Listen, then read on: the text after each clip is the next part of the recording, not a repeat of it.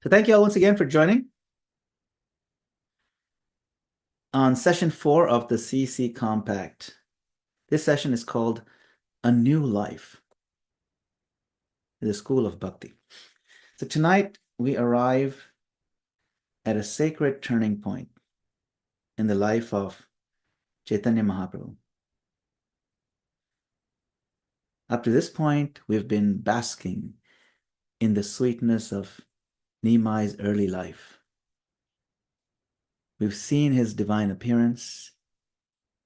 We've seen his captivating childhood. We've seen his extraordinary intelligence, his scholastic brilliance. And then, of course, the first great transformation of his life through initiation. We watched the beautiful moon of Navadvip rise and illuminate everyone around him. But today the mood changes.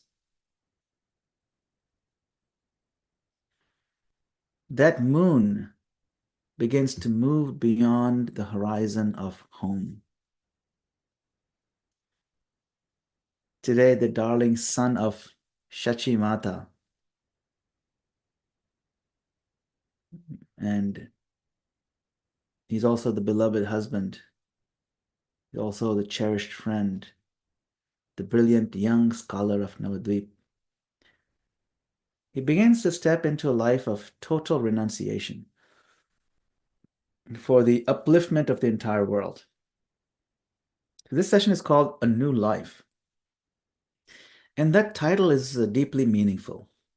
It's sannyas, renunciation. Sannyas is not merely a change of dress. It's not simply the shaving of the head, the acceptance of a staff, or formal entrance into a renounced order. It is the outward sign of something immense that's happening inwardly.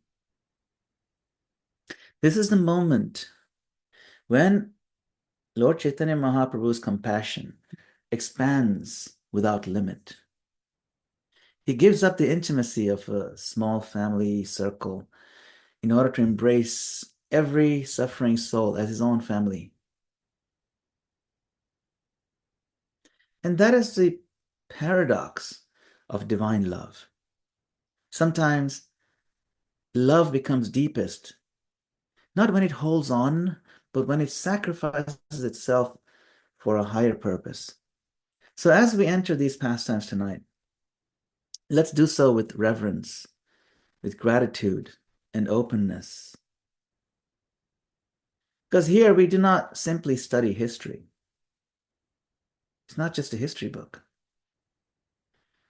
We stand before one of the most moving revelations of divine compassion in all of sacred literature, where sweetness becomes sacrifice, then sacrifice becomes separation.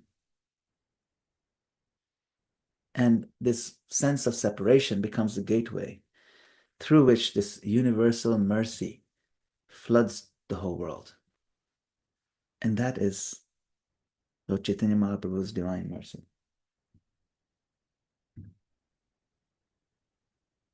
So before we move forward, let's briefly reconnect with the journey so far. Let's remember where and how Nimai appeared. So he appeared in Nadia, in Navadvip, under a neem tree at the time of the lunar eclipse. You remember that? And what is so beautiful is that even at the moment of his birth, the holy name was already reverberating, filling the atmosphere. And because of the eclipse, everyone was bathing in the Ganga and loudly chanting the names of Hari. So from the very moment of his appearance as a newborn, Mahaprabhu arranged that the world would greet him with kirtan. His birth itself announced his mission. And we should also remember why he performed his scholastic pastimes. He did not become a great scholar simply to impress people or to win arguments. He did so to show that Krishna consciousness is not a sentimental path. It is not anti-intellectual. It's not for the naive or for the weak-minded. It is spiritually profound. It's philosophically sound. And ultimately leads one to surrender to Krishna and chant Krishna's holy names with a deep sense of conviction. Then there were two main transformations that Nimai went through up to now. The first was his initiation from Sri Ishwarapuri in Gaya around the age of 16.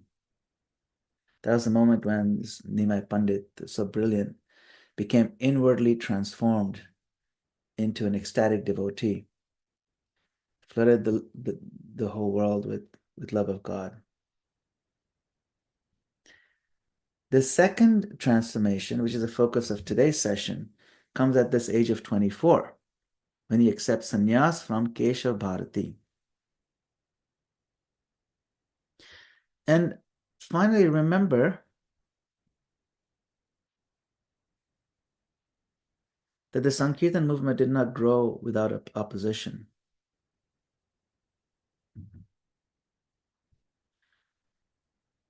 It was challenged by powerful forces. You had Chand Kazi, you had the proud scholars, you had the Mayavadis, you had the caste-conscious Brahmanas, and others who could not understand the revolutionary power of congregational chanting. So this recap is important because it brings us to today's threshold.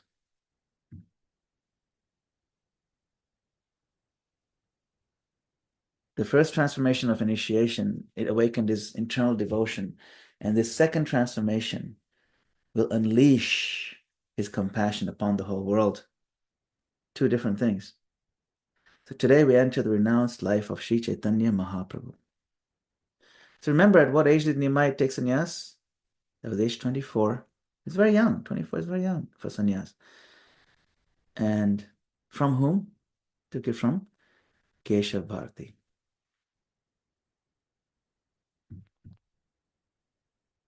So we've been looking at this map, Adi, Madhya, Antya, and we see the flow: invocation, incarnation, education, transformation. Now we are entering renunciation, this Madhya Lila. You see, it's make a turn. It's a major turn. And specifically the opening part of that section, where this renunciation becomes a doorway to much bigger mission. This is important because Mahaprabhu's life is not a collection of, disconnected episodes. It unfolds with divine purpose. Every phase prepares the next. And what begins as renunciation will lead to propagation. Propagation will deepen into aspiration, and aspiration will mature into organization. And through all of this, the current carrying everything forward is divine love. So when we look at this flow of nectar, we should understand that renunciation is not like a tragic interruption to the story. It's a necessary turning point in the revelation of Mahaprabhu's mission. It's absolutely needed. Now, sometimes it may appear as like a loss externally. Loss meaning now, he's not going to be home anymore. He's not going to, he'll be all over the world. Who knows when he'll come back? It's a loss. It's tragic for those who are with him all the time at home, his home turf. But what appears as a separation is actually the beginning of a wider embrace. This is one of the great lessons of spiritual life. Sometimes the Lord moves us through rather painful transitions, not because he's taking away something like meaninglessly, but because he is preparing a greater unfolding than we can yet see.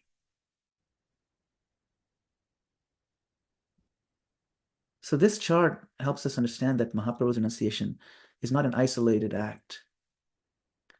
This is the hinge, the turning point on which the next great movements of his Leela will turn. The nectar is flowing in a direction, is somewhere very specific.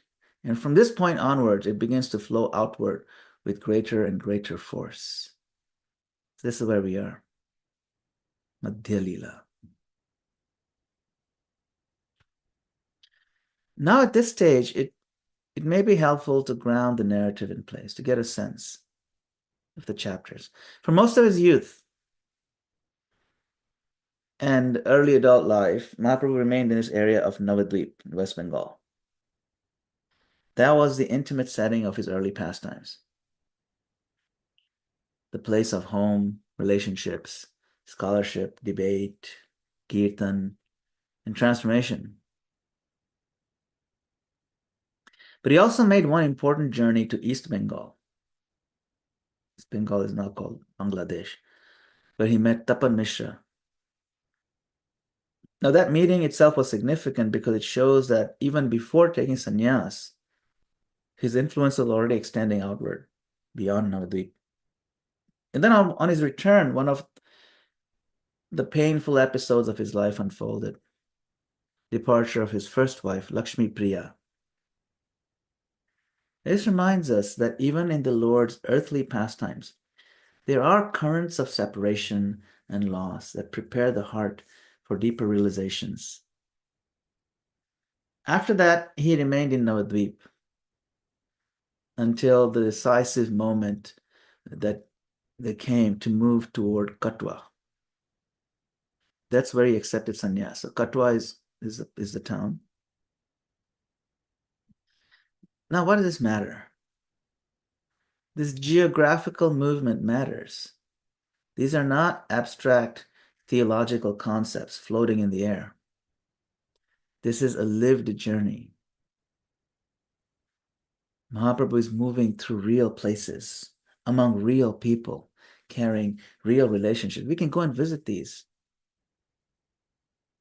It has real emotions and real consequences. So when he's moving from this intimacy of home, he's moving outward toward the public role as a world teacher. And that is the part that makes these pastimes so powerful. We can almost feel the roads because we can picture them. We can look at them on a map. We can go and visit them. We can take pictures. You can feel the riverbanks, the villages, the gathering crowds, the tears of the devotees, the uncertainty of those who are around him. The Lord is not only revealing the philosophy and the theology. He's walking it out through the sacred geography. And every place becomes charged with spiritual significance. This is where the Lord performed this pastime. This is where the Lord taught this very important point. This is where he met this person. These are all significant. They're markers and milestones.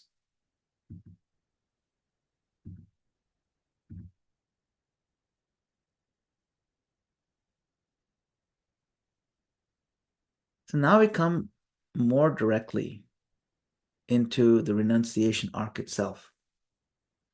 This phrase, flow of nectar, we've been using it throughout, of course, but it's especially meaningful here because the events we're about to discuss are emotionally intense. There's heartbreak, there is separation, there is sacrifice, there is confusion in the minds of the many, many devotees who love him. Yeah, they're confused. Why are you doing this? And yet, from the Gaudiya perspective, even these painful moments are filled with nectar because they reveal dimensions of divine love that cannot be understood when things are just easy, going on smoothly.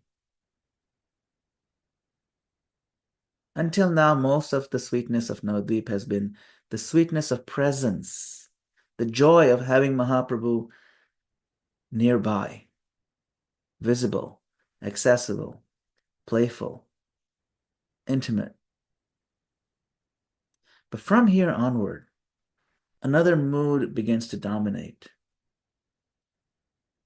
The sweetness of separation. Yeah, separation can be considered sweet. And in our Gaudiya theology, separation is not considered inferior love. Very often, separation is deeper, it's more concentrated, more consuming.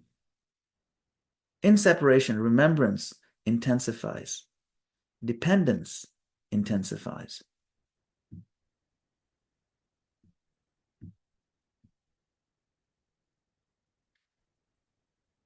Our absorption intensifies. Our love becomes more focused because you're feeling the separation, you're feeling it deeply. You're not taking it for granted anymore.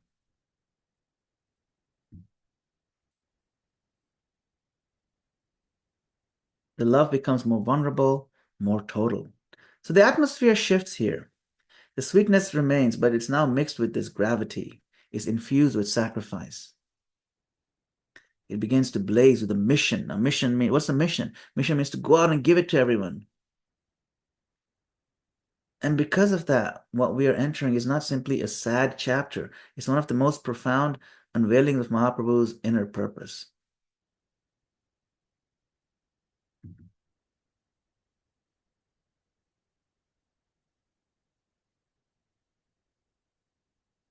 So this second transformation, right?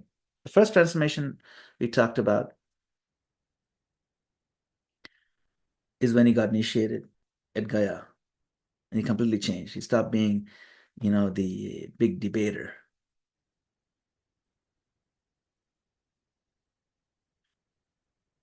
That first transformation was awakening. It's just awakening of his divine love through the initiation.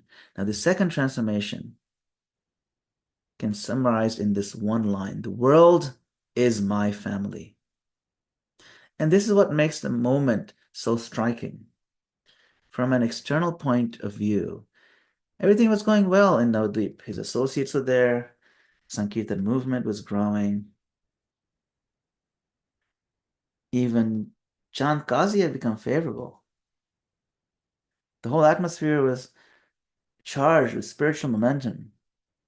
So naturally, the question arises, why would he leave? Why would he take sannyas at such a moment, at a peak of his success? And this is where we must pause and appreciate the tension of the scene. See, Mahaprabhu was still young. 24 is nothing. His mother, Shachi Mata, was like, she was needing his help. She was elderly. His wife, Vishnu Priya, was also very young. So this decision seems almost unbearable. It seems severe. It's heartbreaking. Normally, you don't take sannyas when you just got married recently. And so it seems to pull against the most basic instincts of family affection and social duty. But Mahaprabhu was not acting whimsically. He was acting from the highest plane of divine purpose. In the path of bhakti, there are times when lower obligations must give way to the highest dharma, awakening unalloyed love for Krishna and distributing that love to others. This is never meant as an excuse for irresponsibility or escapism. It's never meant to be imitated cheaply. But in his case, it was the perfect expression of complete surrender. Now, he didn't reject family life because he lacked affection. Rather, he expanded the affection infinitely. He gave up on one household. He gave up this one household in order to embrace every household. gave up one mother's embrace in order to become the savior of countless souls. He gave up the intimacy and the warmth of one small circle of friends so that all living beings could find shelter in him.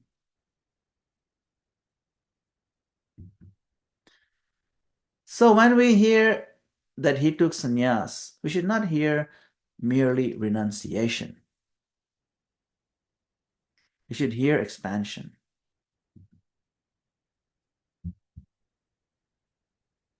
So let us ask the question directly. Why did Mahaprabhu take sannyas? Because it's kind of drastic. The timing seems a little odd. There are two answers. And both are essential answers, right? First, the external reason. The external reason for taking sannyas was to gain broader authority, greater mobility, and greater influence for spreading Krishna consciousness. You have to understand, in that culture, in that time, a sannyasi was immediately respected, was immediately offered a place to sit, to speak, was immediately, people would put down their whatever they're doing and hear. A regular householder devotee can be easily dismissed, ignored, minimized. He's just a householder, But a sannyasi, he could walk into places and command attention. His words carried weight. I mean, he's given up the world to share a message. That message must be important. His presence carried legitimacy. His movement, his access became easier. Generally, people trust sannyasis because they have nothing to gain, materially speaking. His preaching could extend farther. He could travel, survive easily. This is also why he accepted sannyas through a line that is outwardly associated with Mayavad. Now, that might seem a little puzzling at first. This Kesha Bharati is coming in a line of impersonalists. Like, what? But he did so strategically. That order of sannyas was highly recognized and respected in society. And by entering into that space, he gained access to audiences who would otherwise never listen. Remember, Mayavad philosophy was still quite prominent and rampant in many parts of the world. And so Mayavadi sannyasis were given that special respect. He was willing to move through the very structures of prestige and authority in order to transform them from within. So he was kind of going inside the scholars, or the lion's den in a sense. Because what they used to teach was antithetical to the message of Krishna consciousness. But he took sannyas in that line. That's an amazing strategy to begin with. Now, that's the external reason. But there's an internal reason as well. It's deeper. It's much deeper. Mahaprabhu, he came here not only to teach devotion, but also to taste the mood of Srimati Radharani, that her devotion, her love. See, the external reason was to fulfill Bahiranga Vichar. Bahiranga means external. But this internal reason was to taste this experience of being in love, like Radharani is, in love with Krishna. Krishna wants to feel this. This is Krishna himself. And not just any kind of love, but the most intense type of vipralambha. He came to experience the intensity of divine love in separation. Vipralambha. Vipralambha means separation. Vipralambha bhav. And sannyas intensified that experience. It took away ordinary comforts, intensified longings, and gave a fuller expression to the inner fire of separation. This is one of the very profound mysteries of Gaudiya theology. When Krishna leaves Vrindavan, the love of the gopis does not diminish. It becomes more concentrated, more consuming, more total. Separation does not weaken love. Separation purifies it, distills it, magnifies it. In the same way, Mahaprabhu's acceptance of sannyas allowed this internal mood of Radharani's longing for Krishna to blaze forth with even greater force. So externally, he took sannyas to spread Krishna consciousness more powerfully, more extensively. But internally, he took sannyas to enter more deeply into these highest mysteries of divine love. Both reasons are true. One does not preclude the other. Together, they show us that his renunciation was not some kind of dry withdrawal from the world. It was missionary in its spirit and mystical internally at the same time.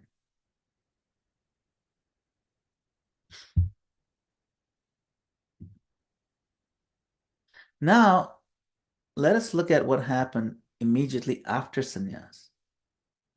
So he took sannyas in Katwa. So he left Katwa in a state of intense spiritual emotion, completely changed, like overnight, instantly. His chanting verses from the Avanti Brahmana in the Bhagavatam. His heart was fixed on Vrindavan.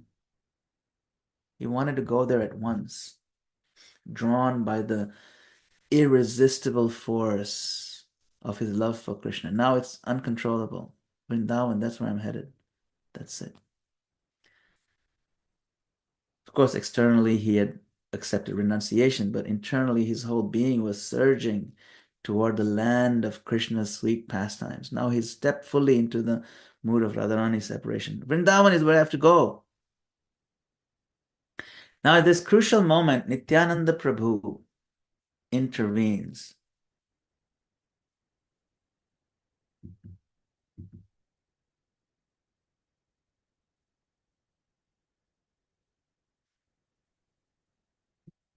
Out of deep mercy for the devotee, all the devotees, and fully understanding Mahaprabhu's internal mood, Nityananda Prabhu redirected Lord Chaitanya to Shantipur.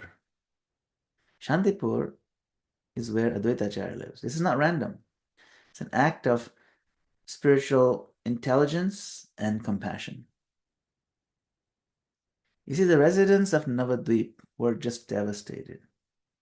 It was very sudden, this sannyas. Mother Sachi, she was overwhelmed.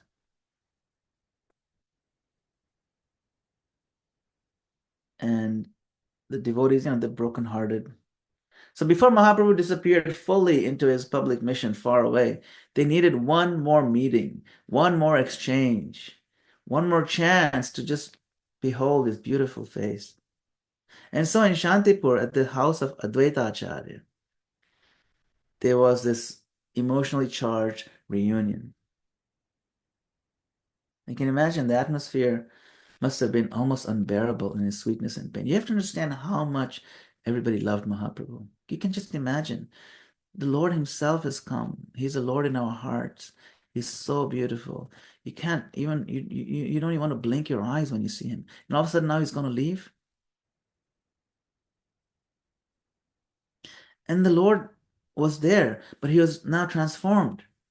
He was the same person they loved, and yet his head was shaved now, and his beautiful locks of hair are gone. Even though he's the same person, he's no longer accessible in the same way, because sannyas has certain rules. The intimacy of Navadvip had already begun to shift into the ache of separation. Then Shachi Mata arrived, his own mother, and she made two requests, very deeply moving requests to Mahaprabhu. She said, "My dear son." So she asked, first, during the festival there, she asked that only she should be allowed to cook for him. You can imagine her love. This is what a motherly request. Only I should cook for you.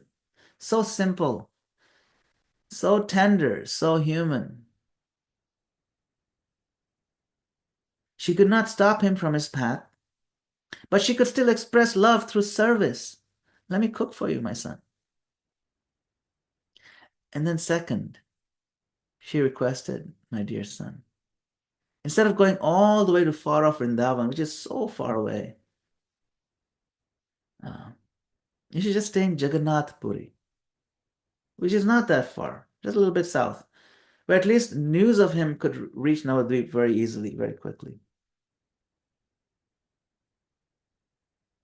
Mahaprabhu honored her request. Now, this is a beautiful moment because it shows that his renunciation did not erase his affectionate tenderness. He was not cold. He was not detached in some kind of impersonal sense. Even in the midst of his divine mission, he remained sensitive to the pain of his mother. So here we see once again that true transcendence does not cancel love, it deepens and purifies it.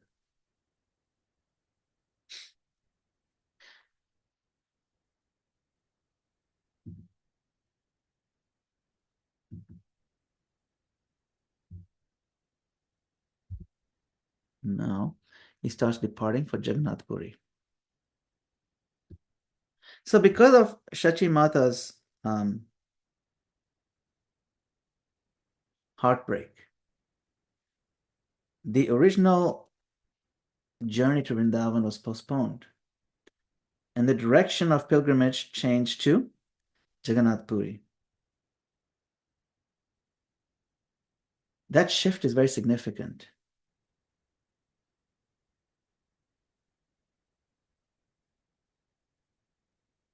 Because Puri will become Mahaprabhu's headquarters, the great center from which much of his later Leela unfolds.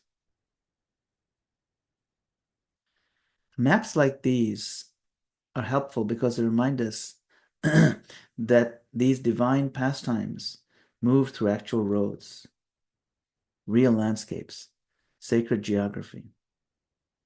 He didn't just reveal philosophy from one fixed spot. He walked around. He traveled. He met people. He transformed places. He sanctified roads. Now we can walk on those roads and say, oh, Mahaprabhu walked here. His presence was there. And every movement has some meaning. Every stop on the journey becomes an opportunity for revelation. Every tree that he stopped at becomes a classroom. Every companion on the road becomes part of this deeper unfolding. So it's not simply a logistical transition from one town to another. So when we go for yatras like this and visit them ourselves, it's not just, okay, logistics or sightseeing. No. It is a movement of divine love of God across the land, finding its place in history, our history, carrying within it instruction, emotion, a sense of purpose. It's much deeper than just photographs of milestones. This also reminds us that spiritual life itself is a journey. We do not remain forever in the same emotional or theological place. The Lord moves us. He carries us forward. Sometimes he redirects us, just as he was redirected here. Yeah. He was told to go, okay, go to Jagannath Puri. So sometimes the Lord changes our life trajectory too. And those redirections often become the very setting in which his deeper purpose is revealed. So he's on the way to Jagannath Puri. So as Mahaprabhu moves toward Puri, chapters 4 and 5, he begins instructing through a series of sacred stories. especially stories that reveal the power of deity worship. First example is the story of Madhavendra Puri. Madhavendra Puri was, of course, everyone knows, if you don't know, Madhavendra Puri was the spiritual master of Ishvara Puri, and Ishvara Puri was a spiritual master of Lord Chaitanya Mahaprabhu. So Madhavendra Puri was deeply absorbed in bhajan. And this is Chaitanya Mahaprabhu was telling this story, right? He was so absorbed that he became indifferent even to hunger and bodily needs. So one day while sitting in Govardhan, this beautiful cowherd boy came and brought him milk. The beauty of the scene is extraordinary. Madhavendra Puri is living in such deep dependence on Krishna that Krishna personally comes to care for him.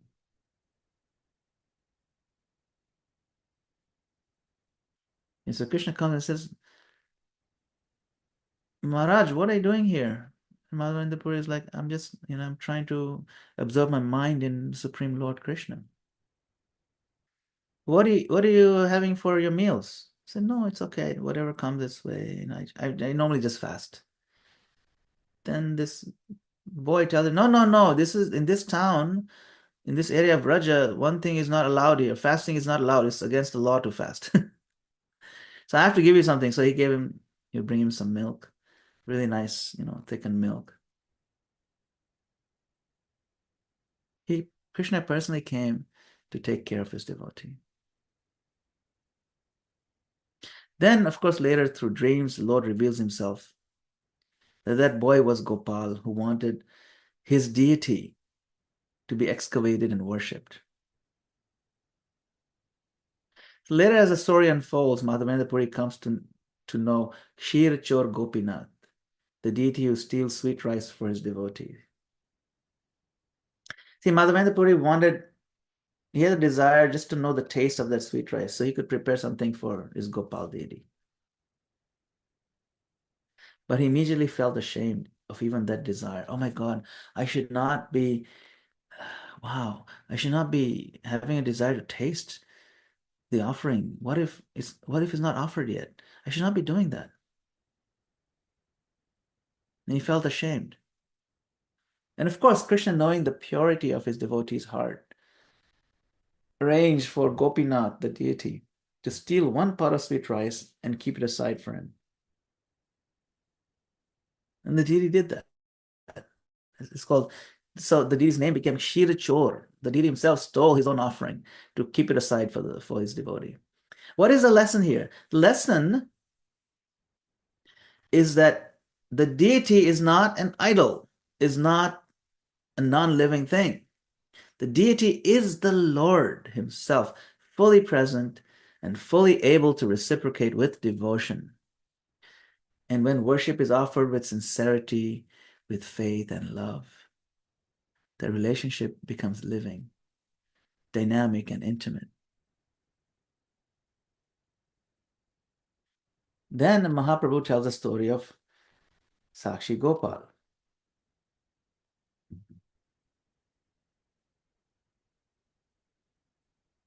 This is where the deity literally walks to bear witness to a promise. Again, the message is the same. The Lord is not inert. He protects truth. He upholds devotion and acts personally in the lives of his devotees.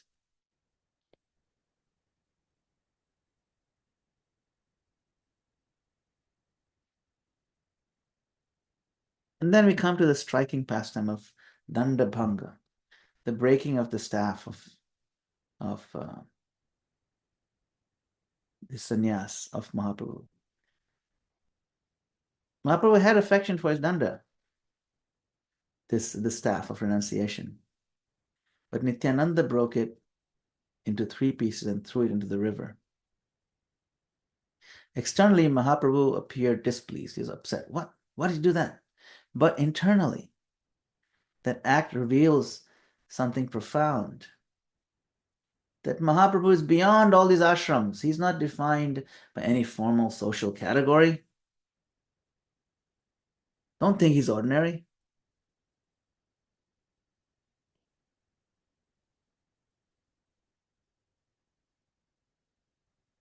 Okay. This is Sakshi-Gopāla. This is Nandabanga. Yes, he threw it. He's not an ordinary person, ordinary sannyasi. And in Vaishnava understanding, true sannyas is not impersonal oneness. It is a full offering of body, mind, and words to the Lord. That's symbolized by the three dandas. So he broke into three pieces. Remember, Mahaprabhu's danda was a single one.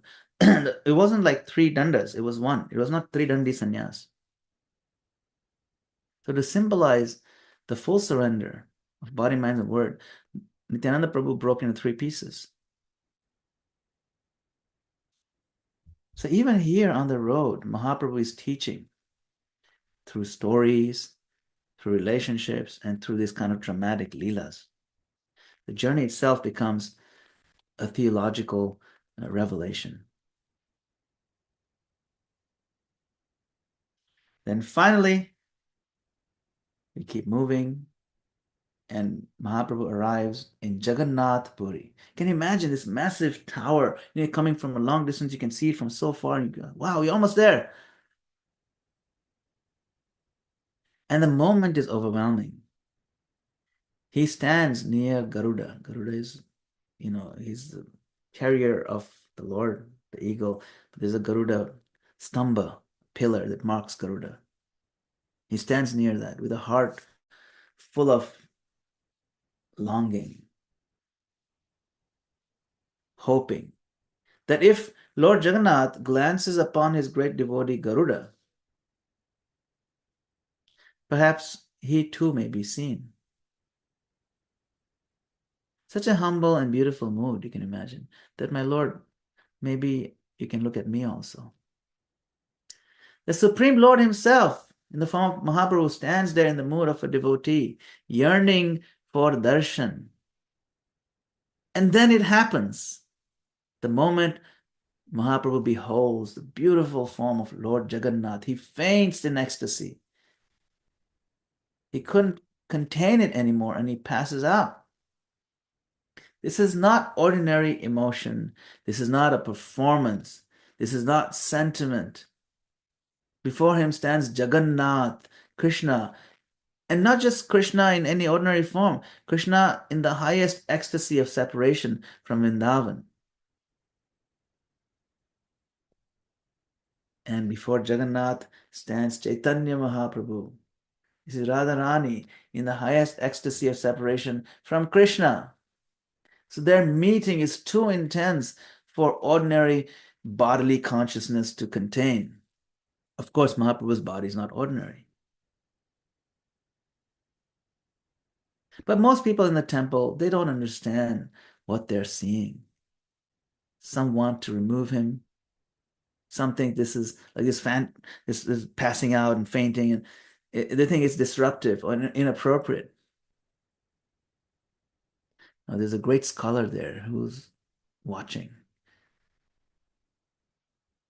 Only he is Sarvabhauma Bhattacharya.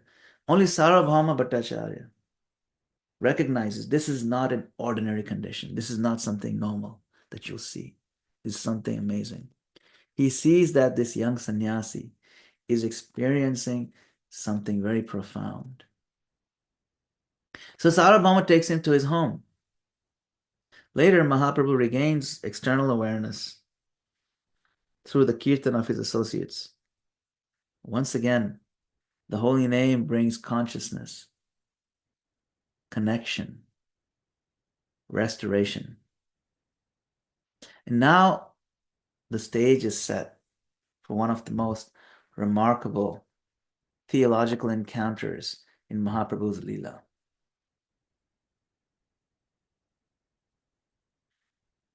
The renowned scholar Sarvabhaum is about to discover that this silent young sannyasi that he's seeing here is not some uninformed sentimentalist but the very source of the deepest Vedantic truth.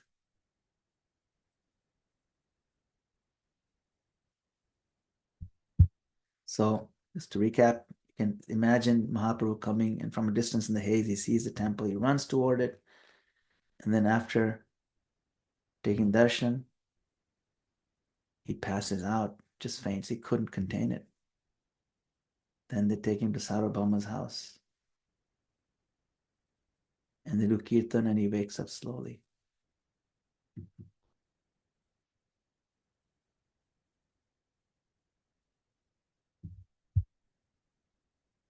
Then he has a conversation with Sarvabhauma Bhattacharya.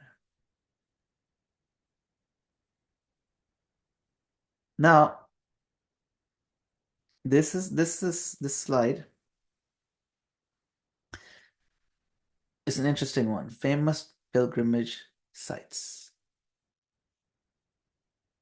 It helps us understand why Jagannath Puri became such a central place in Mahaprabhu's life.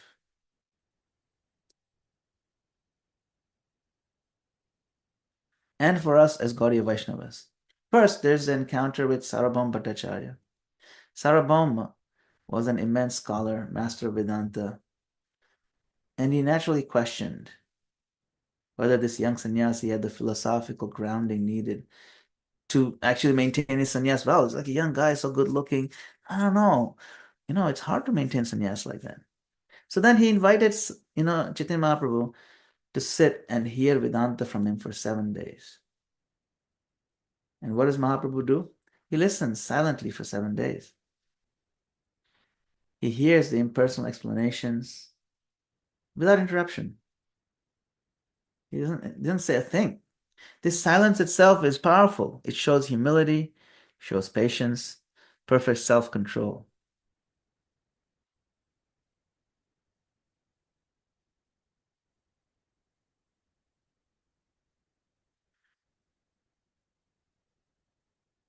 Now, Sarvabhauma finally asks him, "Why, my dear sannyasi, have you remained silent?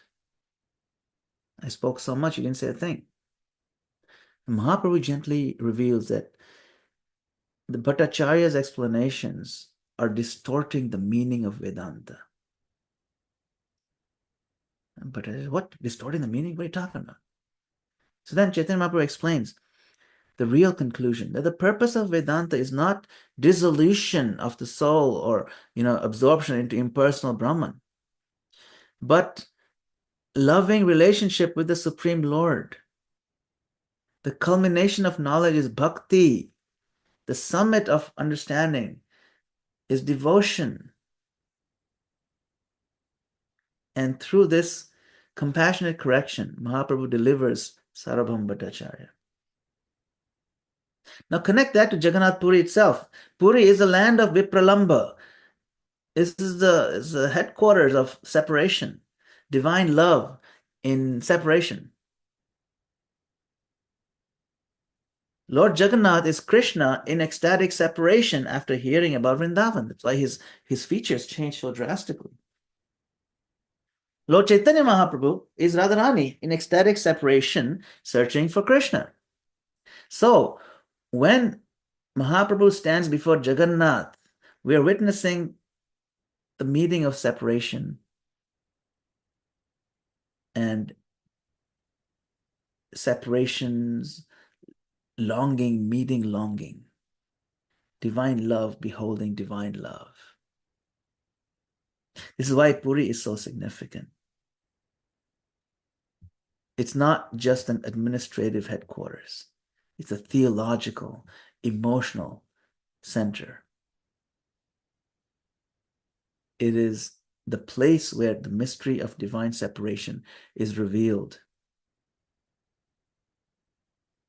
with extraordinary intensity. This is a place where knowledge ripens into prema, love, and is in a very real sense the university of Rajaprem. So this slide shows how it's the university of Rajaprem. So these are famous pilgrimage sites. In Vrindavan, The focus is Radha Krishna. The mood is sweetness, which is called Madhurya, technically. And in the West, we have the Western incarnation of Vrindavan called New Vrindavan in West Virginia. And in Mayapur, the focus is Lord Chaitanya Mahaprabhu, right?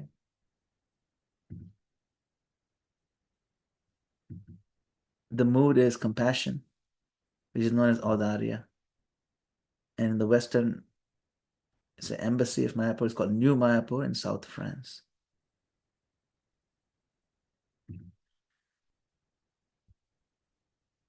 And then Jagannath Puri, place of pilgrimage, of course. The mood is separation, which is known technically as Vipralambha. And we have New Jagannath Puri in San Francisco, where we had the first Rath Yatra in the West in the 60s by Srila Prabhupada. And Dwarka Dham in Gujarat, the focus is Vasudev Krishna or Dwarkadhish. And there the mood is opulence, technically known as Aishwarya.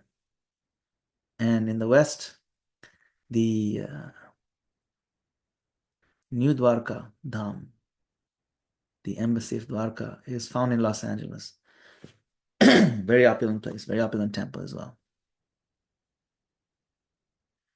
So this Jagannath Puri is a university of Vraja Prem.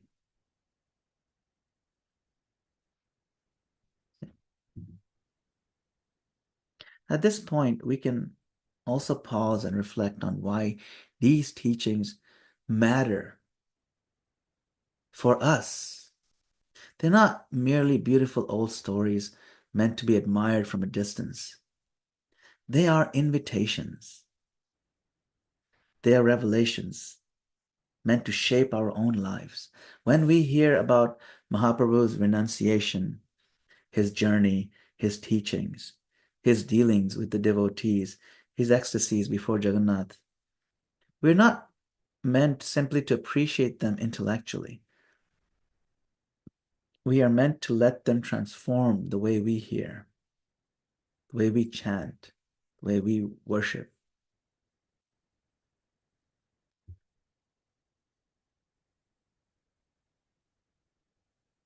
They're meant to transform the way we travel and serve and the way we live. This is the value of the School of Bhakti, a spiritual learning community.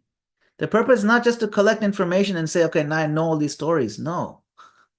It's to make sacred narratives accessible, livable, and transformative. If we don't change substantially, we've missed the whole point. These pastimes are meant to move from the screen into the heart, move our hearts. They're meant to go from the classroom into practice. They're meant to go from our memory into our character. So the invitation here in the School of Bhakti is simple. Don't leave these truths on the slides. Carry them forward. Let them deepen your hearing. Let them strengthen your chanting. Let them increase your reverence and love for the deity form. Let them shape your understanding. Every time now you bow down to the deity, remember the deity can reciprocate like Shirachor Gopinath. That same deity you're bowing to can reciprocate with you in a very meaningful way. He's the Lord. Let these narratives shape your understanding of what renunciation is and what devotion is, what is divine love.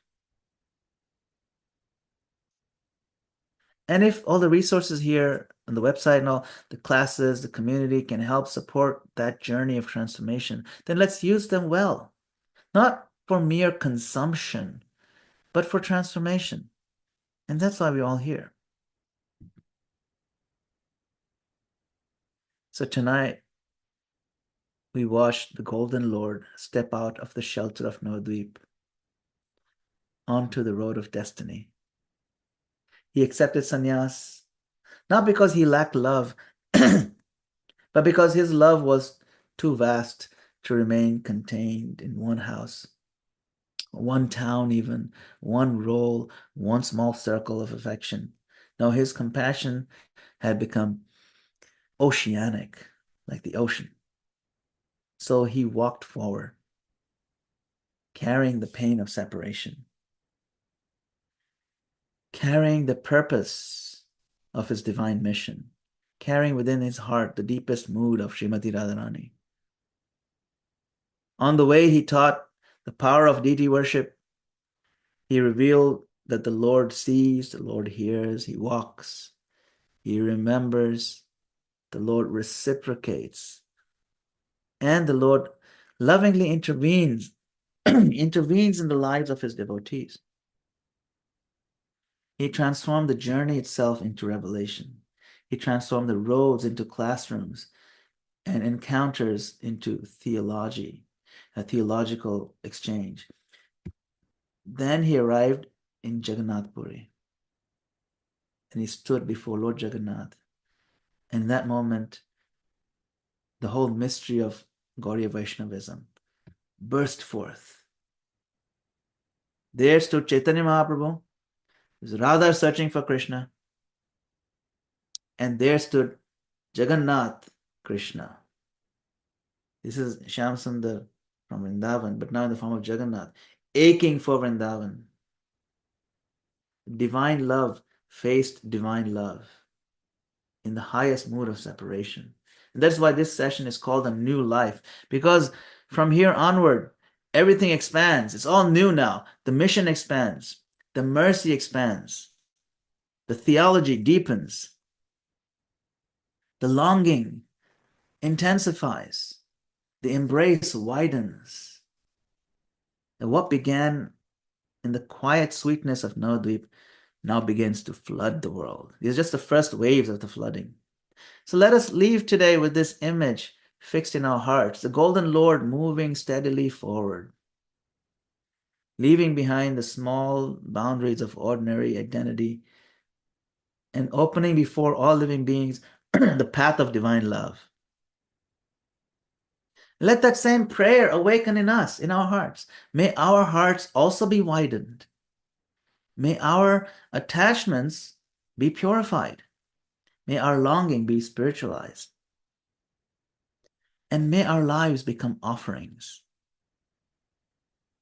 And may we, in some small, sincere way, follow Sri Chaitanya Mahaprabhu on that radiant path from sweetness to sacrifice to universal mercy. Hare Krishna. Shri Prabhupada ki jai.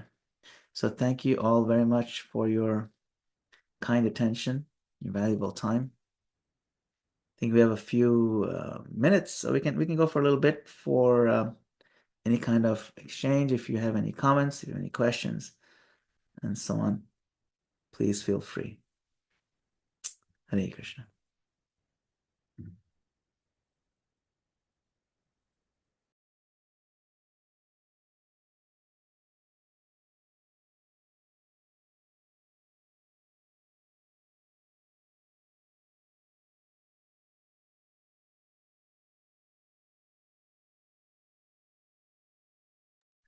Anyone have anything to say? Maybe? See, anyone has, someone has a hand up. Jasamati, please go ahead.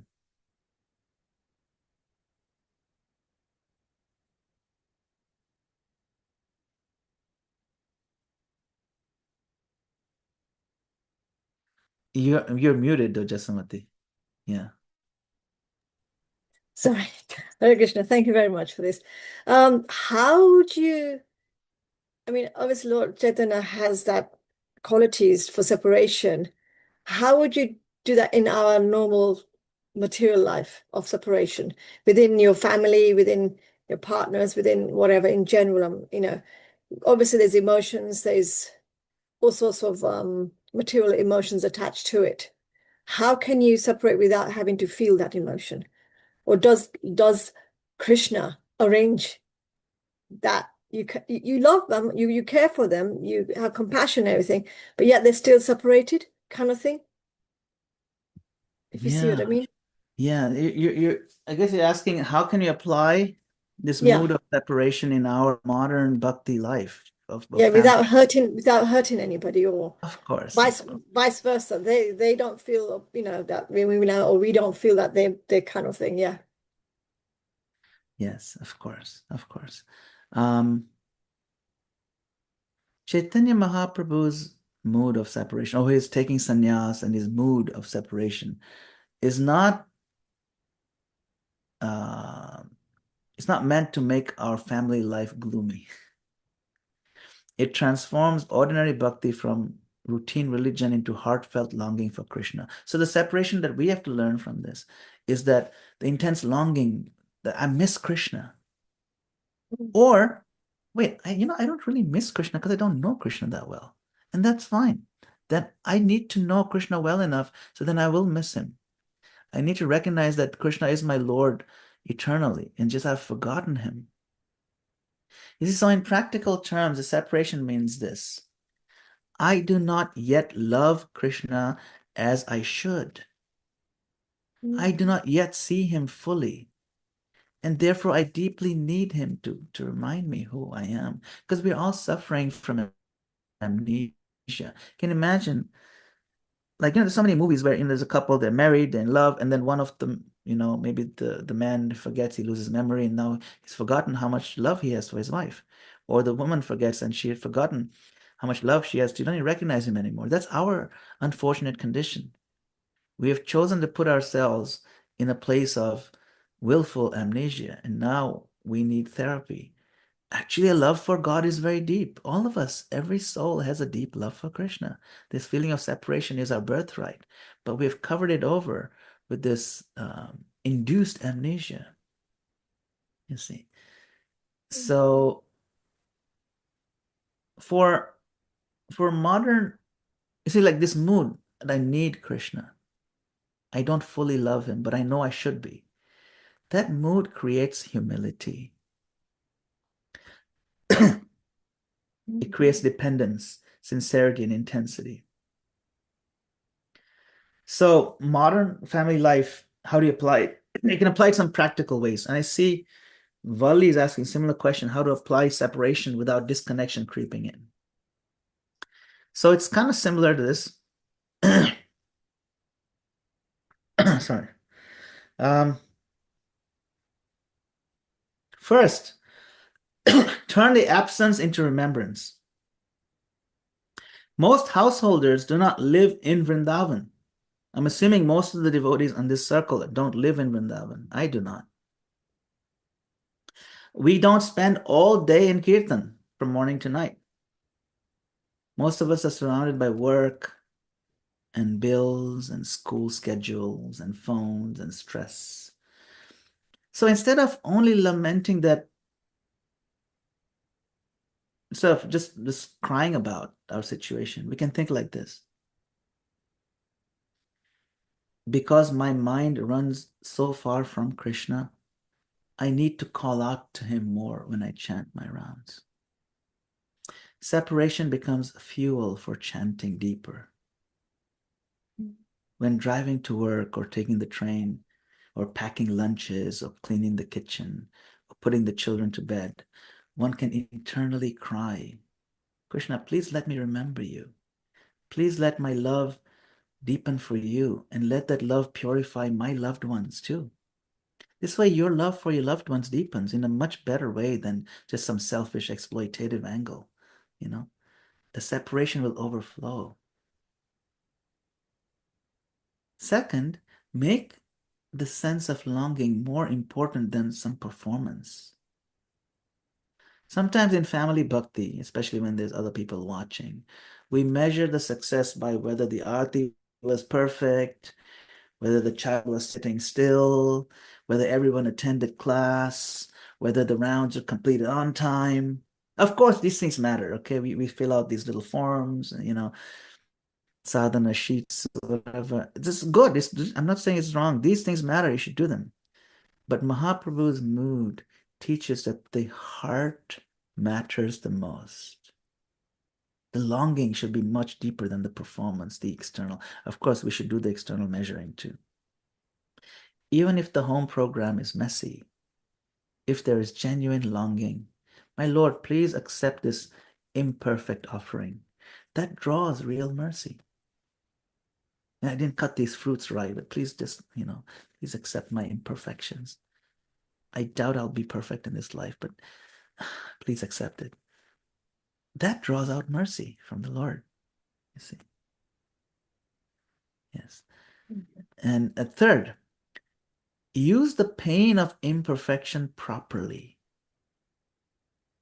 Householders, those of us who are householders, we often feel that my chanting is distracted. My standards, sometimes they're good, sometimes they fall, they rise and fall. My family isn't always united spiritually, The separation mood means not becoming hard or hopeless because of all these imperfections. I'm willing to bet there's not one perfect household that has everything, sorted out. It's fine. The separation mood, it means letting the gap of imperfection soften the heart. I am far away, we can say, but I want to come closer, Krishna. That is spiritually powerful. The Gayatri is mentioning here, could Vrindavan be a state of mind? It's similar to what we're talking about. And I could make my house Vrindavan with Krishna's mercy, considering I'm unfortunate to not be in Vrindavan. That's better. That's a consciousness, a separation. We create the Vrindavan mood in the house. The fourth point, as you see our family relations should be seen through spiritual lens, through spiritual separation. Of course, we shouldn't expect the spouse, the children, our circle of friends, even our role in the temple to fully satisfy the soul. Much family suffering comes from over-expecting from each other what only Krishna can give us. Mahaprabhu's teaching is this: the deepest hunger of the heart is for Bhagavan. As family members, we won't stop trying to possess one another and instead help one another. Is help one another move toward Krishna. Recognize that we're imperfect, they're imperfect, but give support, love, and care to help them move a little bit more, one more inch closer to Krishna consciousness, whatever way that looks like. And then fifth thing I can suggest is build small daily practices of remembrance. For example, like for modern family bhakti, right?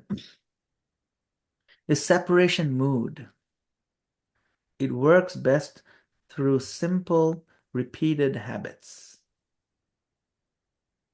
Chanting with the prayerful line before starting. For example, my Lord, please let me call your names with sincerity. Then you pick up your beads and you chant.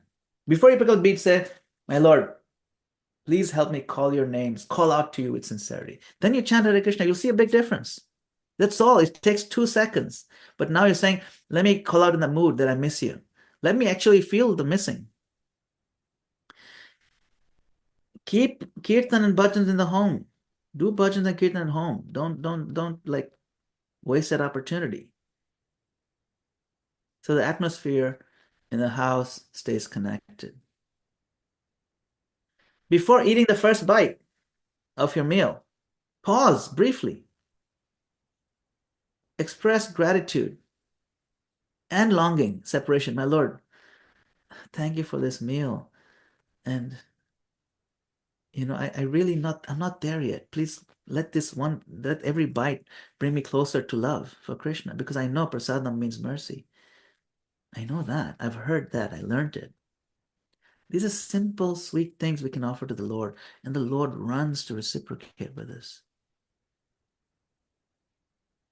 Speaking with the spouse or children, not only about the duties, but about where they felt close to or far from Krishna that day. For example, you can just once in a while speak to your spouse or someone who, someone in your house who might relate to it. You talk to your daughter or your son, say, today I felt very close to Krishna in this one moment, and describe it very specifically why.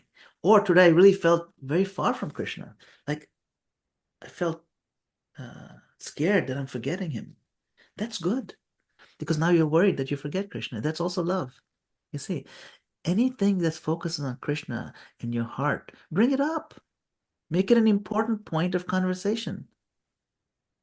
This thing makes these kind of little things make your family. This is what it means to bring Krishna into the center of your family, is bring Krishna in your conversations with your family. It means it's important. It tells your children that Krishna and my thoughts of Krishna are important. Why am I talking about it? Because it's important to me. You see, these are little things we can start doing. If you're already doing them, we can do them more deeply. Sixth thing, teach the children that missing Krishna is healthy. Children should not just learn rules. Of course, they should know the rules. They should learn the dynamics of relationship, you see.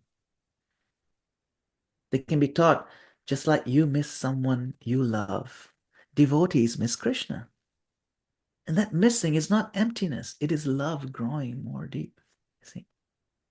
Then bhakti becomes personal, not just mechanical. You talk about these heartfelt things. Even with little kids, even 4 or 5 year olds, you can talk about these things at their level. It's okay to miss Krishna. It's a good thing. And then seventh point, right? Let the separation that move deepen your kindness. If I truly feel separated from Krishna, then I should feel less proud. I should judge others less harshly, be less judgmental, because I know I'm not perfect. I become more compassionate toward my spouse, toward my children, toward other devotees, more understanding, more forgiving, because I realize we're all struggling souls trying to return home. So Mahaprabhu's mood of separation should make us gentler, not more dramatic. See? So if you want to try to apply this in family life in a more mature way,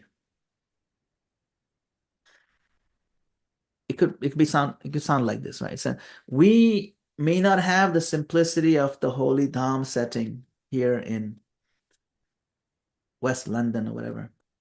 We may have jobs.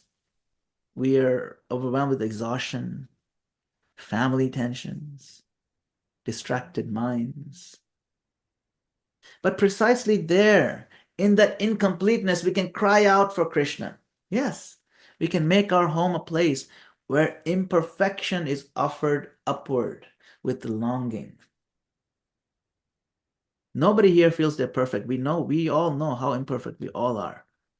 But we can offer that imperfection because that's what we have. We can do it with honesty. We can learn to feel that without Krishna, even a successful life is empty. But with remembrance of Krishna, even a very busy, imperfect life becomes sacred. It becomes noble. So the essence is not imitation of advanced ecstasy or separation. No, the essence is sincerity and honest yearning.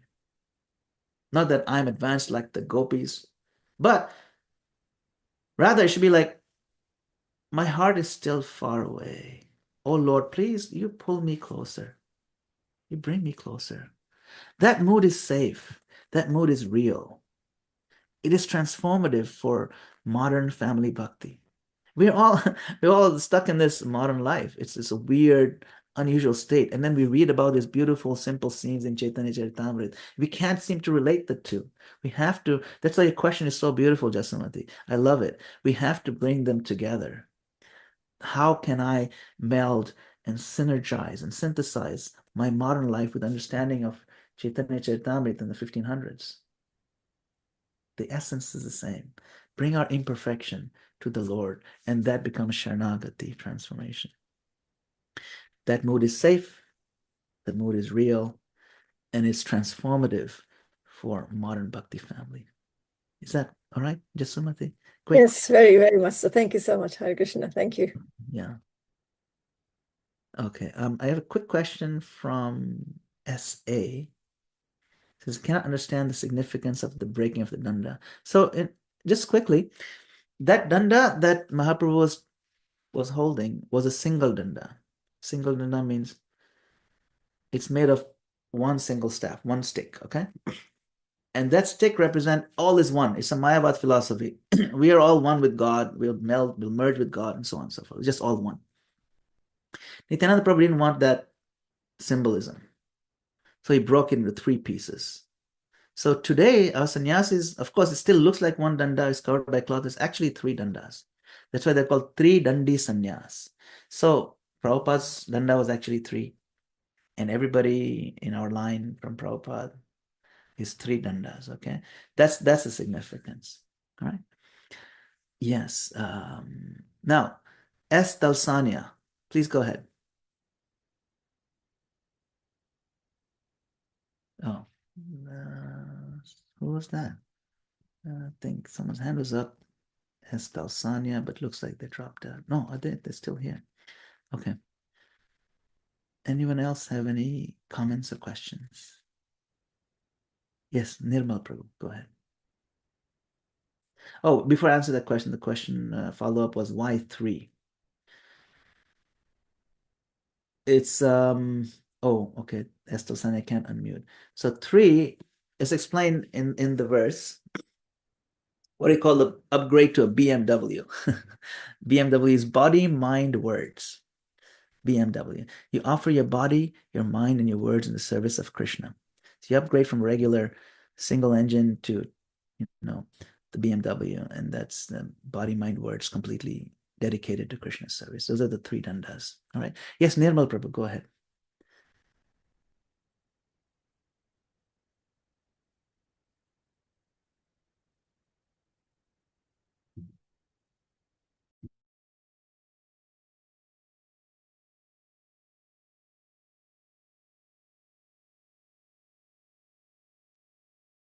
Okay, Prabhu. I wasn't able to unmute myself. That's why. But host allowed me. Can you hear me? Yeah, I can hear. I think that was some technical issue. Everyone got Okay. or the mute button within the app interface to resolve the issue. I don't know. It's good. Okay, Prabhu. First of all, I would like to apologize. I can see there was a message to switch on the video, but to be honest, I have my daughter's birthday celebration today, just running around with the things. So I was just listening while doing some other work as well. So apologize for that. But I don't have any question, Prabhu, but I really want to thank, first of all, it's amazing session, and the question Mataji asked, Jasmati Mataji, was amazing, and the answer you gave is so practical and so relatable. I can see so many things, and probably I'll just go back again. I only managed to listen to your recording for the first lecture, but this one probably definitely have to make list of the things that you can do as a householder. But it's so relatable, so many things. And one, just before everyone started asking question, you mentioned about the deities. You go to the temple at home, um, and that can reciprocate similar to Shirch or Gopinath. And that is so, I think, so aligned. I was just listening to Indradibna Maharaj, and he also mentioned similar thing, saying that it's not the deities like in Puri or Mayapur, even deities at home, if you reciprocate, and have that relation, they will, talk to you. So that's amazing. It's so much satisfying, when you can't go to temple regularly, or, for whatever reason, even deities at home, you can do those things. So that is really helpful. Thank you very much, Prabhu. Yes, thank you, Nirmal Prabhu. And thank you for your kind words of appreciation. I have found in these sessions, of course, the main talk, I try to put some effort into it, but I find the questions and answer session to be also quite lively. Like it really brings out a lot of good points from all of you. And it also makes me think how I can actually apply what we talked about. So your questions are very much appreciated. Your comments are very much appreciated. And yeah, like you mentioned this point about deity worship at home, and I just want to tell a quick story about it, which I heard many years ago. There was a man, and he used to worship Radha Krishna deities, offering agarbatti every day, offering ghee lamp, and he was poor though. He was not very rich, and he would pray to them every day, "My Lord, please make me rich. I'm so poor. I want to be rich. It's not nice being poor." But he just kept staying poor. And then one day he got really angry. He's like, "What's the point of worshiping you? You guys are not making me rich." So he takes the Radha Krishna deity, puts them on the shelf above, right? And just stops worshiping them. He brings I think, Durga Devi deity and puts over there, right? And I'm worshiping Durga Devi now. And then he started offering arti to her instead, offering agarbatti. And offering agarbatti is looking at Radha Krishna and saying, "You know what?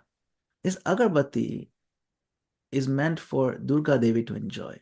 Radha Krishna didn't do anything for me. They should not enjoy my agarbatti." So he took cotton, he took cotton ball and put them in the nostrils of Radha Krishna. So you should not smell this agarbatti. It's not meant for you. The moment he put the cotton ball in their nose, they started speaking to him. And they said, "Oh, Krishna said, I'm very pleased with your devotion."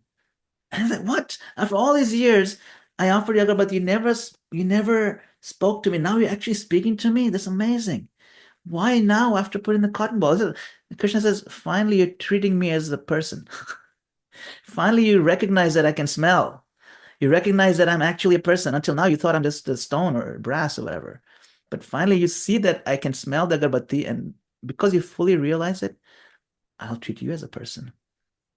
You see, that's the point, Nirmal Prabhu. It's a good point that even deities in our home, if we really treat them as persons genuinely, that they do smell, they do taste, they do watch us, then they do, and they reciprocate. Prabhu, Thank you. one Sure, point can. please. Yeah. It's a personal thing, and the one thing you mentioned that take a moment and thank God for the food and everything. And literally this morning, we are celebrating our daughter's birthday, 18th. Quite a big occasion for her, of course.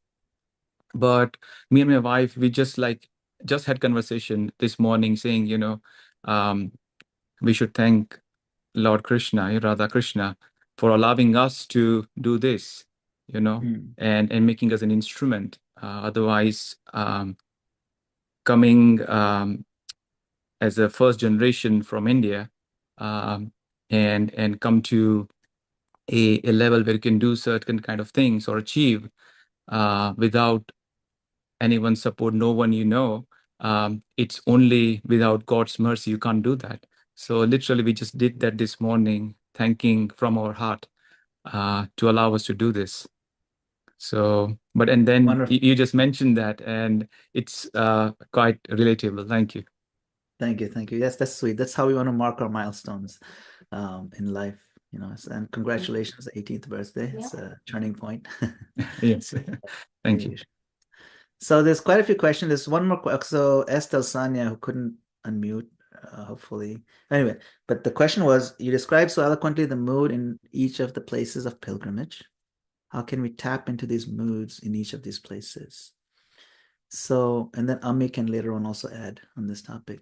But to tap into the mood of the dham, we have to approach the dham not just with our feet, but with our heart. In Vrindavan, we try to enter the mood of intimacy and sweetness by hearing Krishna's Braja pastimes, his stealing of the butter and so on, chanting softly, deeply, personally, and praying for even a droplet of the Brajavasis' loving affection for Krishna. In Jagannath Puri, we can meditate what we saw today on Mahaprabhu's deep mood of separation, especially in the Gambhira. We'll learn about that a little later. There we pray not so much for experience, but we pray for longing. We pray for humility. We pray for the heart that constantly cries for Krishna. In Mayapur, we enter through Sankirtan, gratitude, service. Mayapur's mood is mercy flowing outwards. So we connect by joining Mahaprabhu's mission, praying to be an instrument to serve him, engage in more kirtan. You see, the moods are different. The key is this. Hear the leelas of the place. Pray for mercy. Serve in harmony with the mood and come as a beggar, not as a tourist. You know, too often we come as tourists. We look at tour guides and in a Lonely Planet description of Vrindavan. That's not what we want. We want to come as beggars because the Lord is there. He's handing stuff out. We want to beg and get it. We're not there for selfies. See, then the Dham begins to reveal itself. See? Okay. Yes, Gail Mataji, please go ahead. I hope you can unmute yourself. Yes, Hare Krishna, Prabhu. Hare Krishna. Yeah, my question refers to your answer to Jashamati Mataji when you're talking about the separation from Krishna. And in your answer, one of the things you said was that if we are really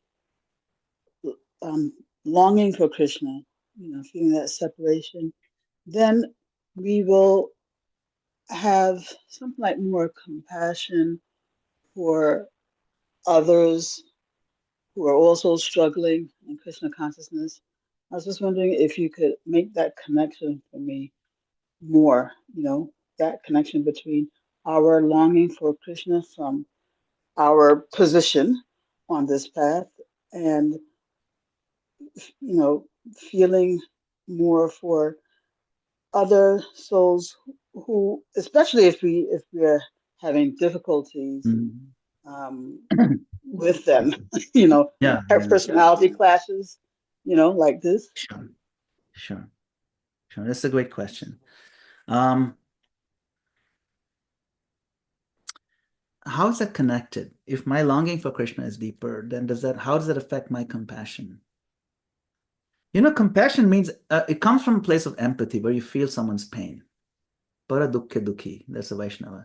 If I am truly feeling separation from Krishna, then I become more compassionate because separation from Krishna reveals two things at once. It reveals my own poverty in Krishna consciousness, and it reveals everyone else's suffering, because by dint of my own suffering, I can feel someone else's suffering. When longing for Krishna is genuine, it softens the heart. I no longer stand in the proud position, I am very advanced, I understand everything, I am better. Instead, this separation, this longing, I feel that I am also lost without him. I am also struggling to love properly. When we realize that, it makes it much harder to be harsh with others. Separation makes us humble. And we understand sometimes people act very mean and harsh because they are in pain too, but they don't want to share that. And so, can I go deeper and understand that person from their pain? If I see there's a dog in the distance growling, but also crying, but I don't see the tears, I just see the growling. They come closer and I see the paw of the dog is caught in a bear trap. The dog thinks I'm the one who set the bear trap. It wasn't me. I'm trying to help the dog come out of the bear trap. But I come closer, the dog barks at me and tries to bite me. But I still want to help him out. And the dog is crying and growling. So a lot of us are in that situation at different levels. And we snap at people even though they're trying to help us. Or other people do that to us when we try to help them. And we're less inclined to help them because they're growling at us. But they're the ones who need help and love more. So separation is longing. It makes us humble. A person who feels deprived of Krishna's presence, full presence, realizes how dependent he is on mercy.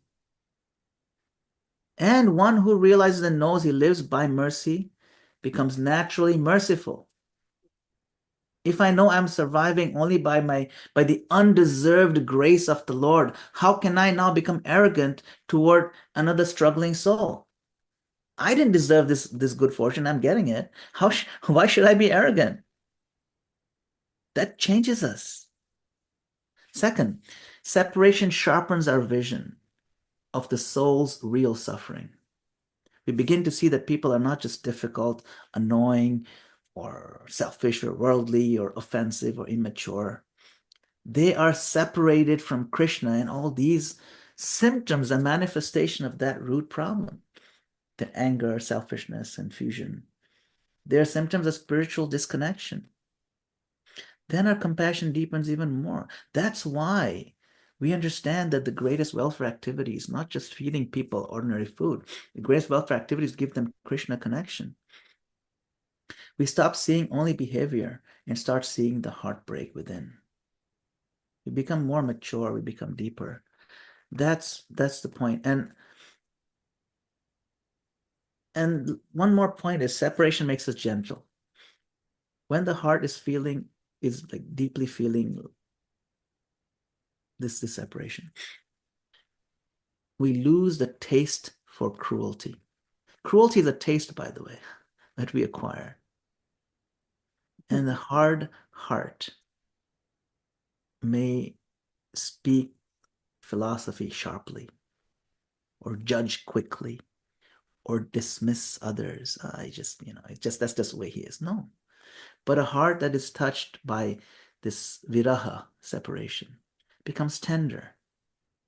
It knows what it means to ache. So it handles others with some care, understanding.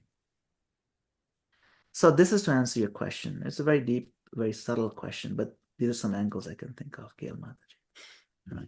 Thank you, Prabhu. Hare Krishna. So I have Bintia and Ami. Go ahead, Bintia.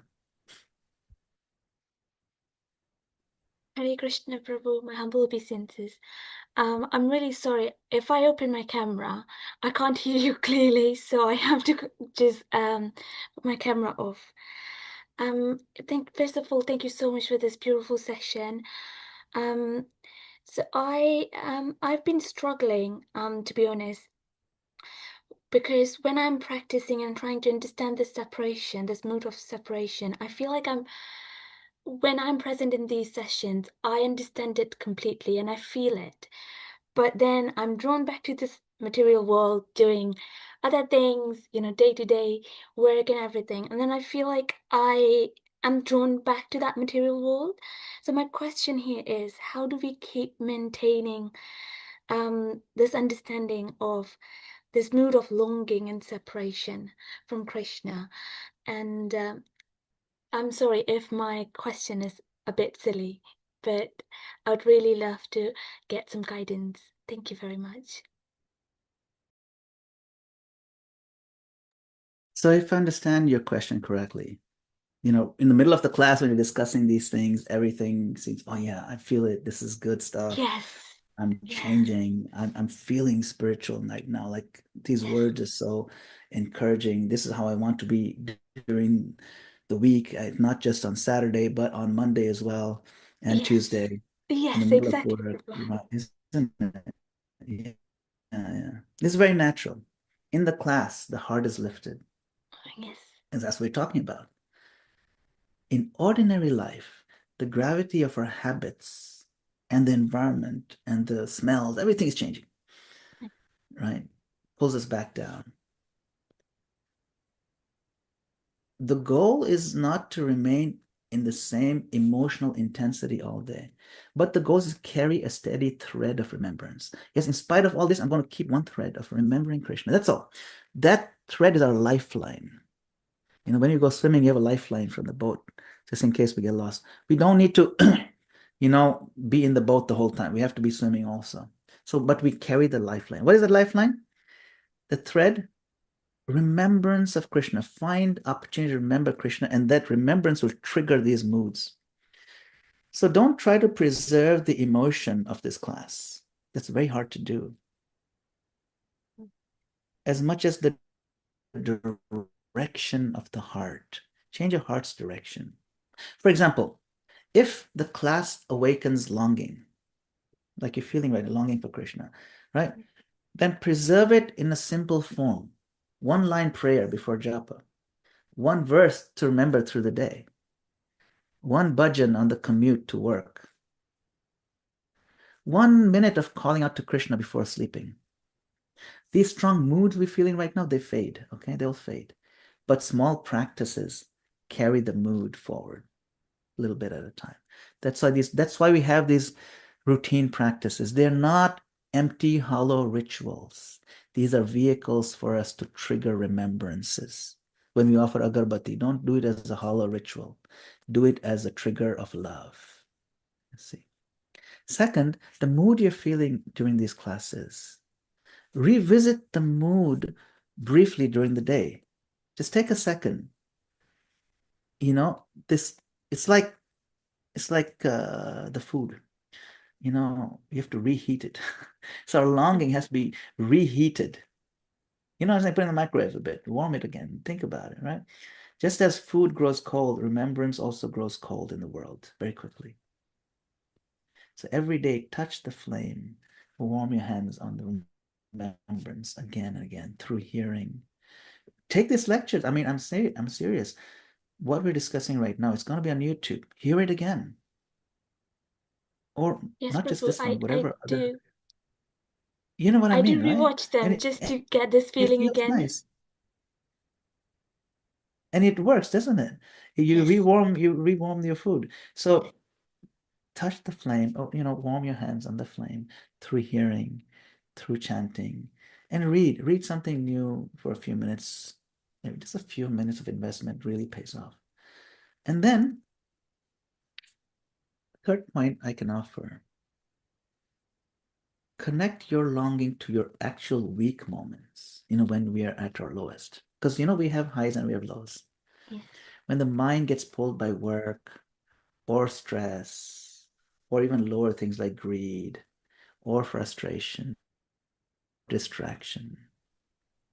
Don't think that, oh, now I've lost my whole spiritual mood. Don't think like that. Instead, think like this.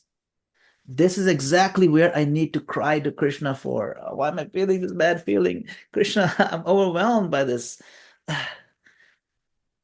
Then the pull of the world becomes fuel for your prayer.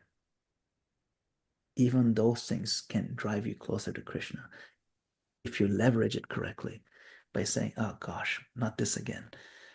Not this kind of nasty thought again. What kind of devotee am I? You know what? I shouldn't be so harsh to myself. Let me use this to pray to Krishna deeper. That's nice.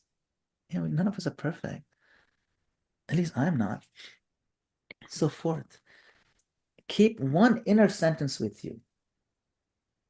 For example, something like this, something that comes from your heart. My Lord, I forget you so easily. Please pull me back in. That's it. That's your whole sentence.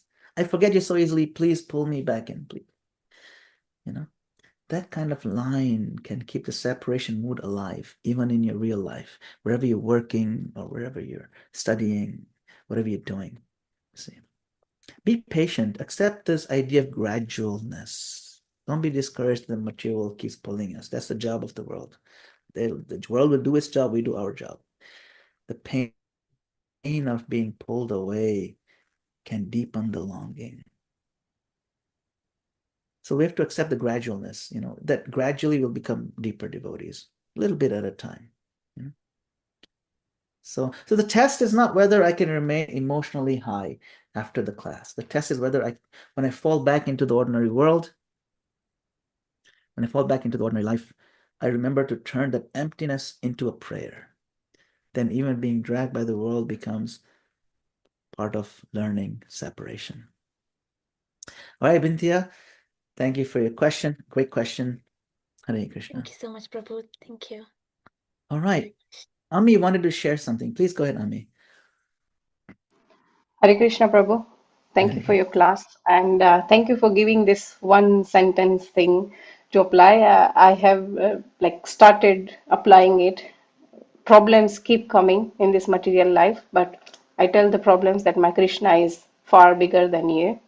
So he will help me out to get through this. And one thing about the deity worship is I had a miscarriages, like two miscarriages, and I have one daughter. She's 10 years old now. And she literally, this is quite personal, but I would love to share with you how Krishna helps. So there was like Raksha Bandhan before 4 years when I had my miscarriage. She doesn't know yet that I had miscarriage. So she's like, who shall I tie my Rakhi? And I was just wondering, and that day was Putrada Ekadashi before Raksha Bandhan.